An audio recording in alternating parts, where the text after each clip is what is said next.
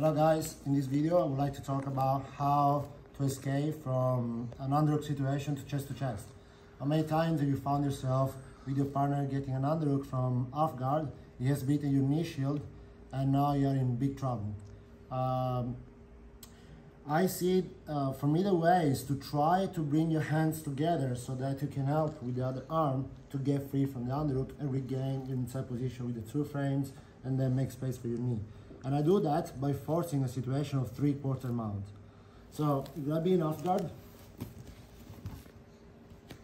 and my partner gets an underhook on me and beats my arms, beats everything.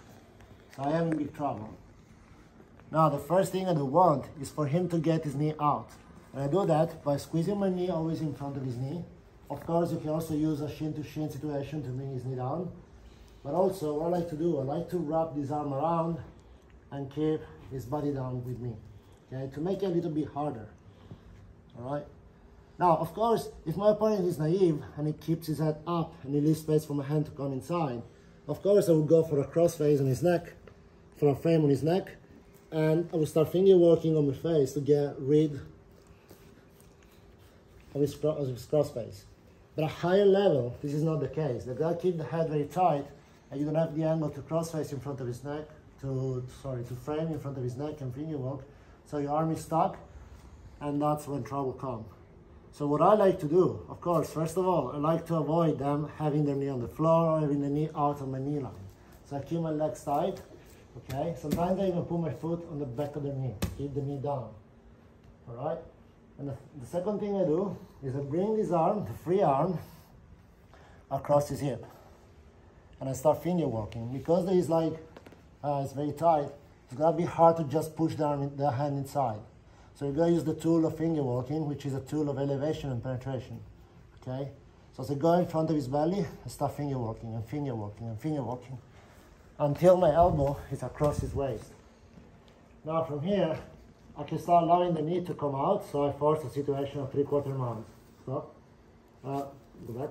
So sometimes they go on their own, but sometimes I encourage it by bringing this leg down and pushing up, until I find myself in this situation. Now what I have is two hands together to start helping myself to get this arm out, okay? So the first thing I like to do, come around please, is that from here, because his head is still tight, again, I start targeting the neck. So the hand that was across his waist comes to my chest, I start making space in front of his neck here. And then I can push his neck. Sometimes I may use my head to push his neck and get my other arm inside. So now we have two inside hands, but he still has inside position on my elbow. How do I get my elbow free? Posture up 1 second. What I like to do to get this elbow out of this line is to start finger walking on both hands. So one finger walking is gonna push his elbow away, and the other finger walking is gonna pull my elbow inside. If I don't finger walk on his elbow with his arm and I just finger walk with this, of course he's gonna follow me with his elbow, he's gonna close his elbow to his chest, and it's gonna be hard to get my elbow inside. But if I finger walk on both, look, I position my hand in front of the bicep and I start finger walking.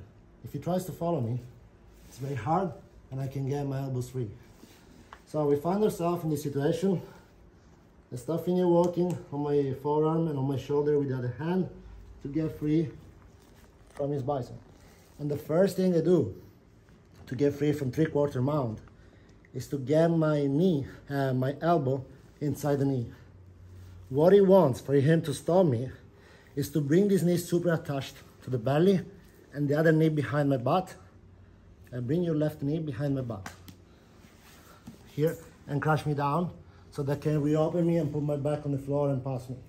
So we want to avoid that. So the first thing we do once we get into 3/4 mount, we bring the elbow inside so that it's gonna be hard for him to close the space. And once we're here, we bump him forward with the leg behind his butt. You see that? And start regaining the position. Because bumping him forward makes this leg a little bit lighter, I bump him forward, flare, flare, flare, bring my leg in front, free the other leg, after your knees, and we are back into off guard, and we're ready to go. So, Again, it's gonna get underhook, and I'm in trouble. I cannot get my hand inside. All right, and make sure I slow down the exiting of his knee and bring this arm across the finger walking. Once the waist is across, it puts a situation of 3/4 mount. You see, sometimes they don't want to go 3/4 mount, so they try to hold his knee on the floor. Just the knee on the floor. And I cannot go under his leg. So what I like to do, as I bump him forward, I kind of push this leg in to put myself in this position. Now from here, get this hand inside. I'll start pushing his neck to get his arm inside. Now he has inside position on my elbow, but I have inside position with the hands. So start finger walking on both my shoulder and his arm to get my elbow in, and then I get the elbow inside the knee. And from here, I pull him up and flare my elbow to make space for my legs to come through. Also start pushing the other knee to get my other knee out. We're backing off guard. One more time.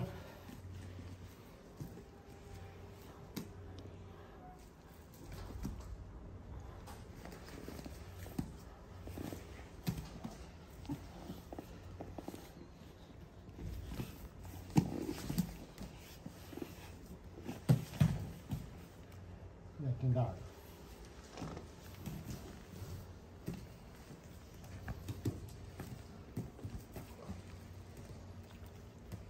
Thank you for watching, guys. I hope you enjoyed this video. If you did, please leave a like and subscribe to the channel. More videos to come.